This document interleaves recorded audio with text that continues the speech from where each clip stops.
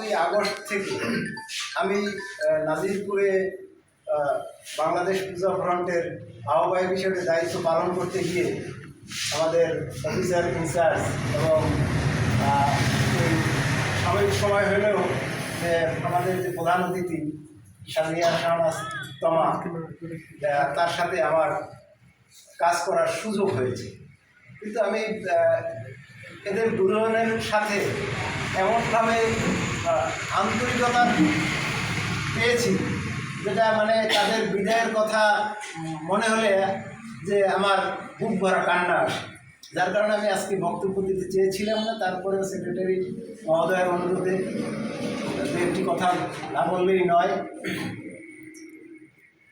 বক্তব্যের শুরুতে যা বলবো তা আমার ছোট ভাই তাহিদ এবং মাজেদুল কবির রাসেল বলে গেছে যে পুলিশ প্রশাসনের কাছ থেকে সাধারণ মানুষ কি চায়।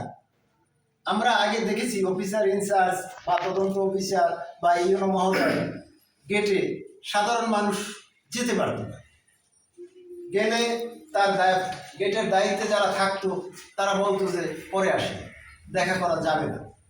কিন্তু যে আমাদের অফিসার ইনচার্জ এবং আমাদের যে এখন বর্তমান ইউনো মহোদয় রয়েছেন, আমি দেখেছি যে তাদের দরজা একজন রিক্সাওয়ালার জন্য সবসময় খোলা থাকে।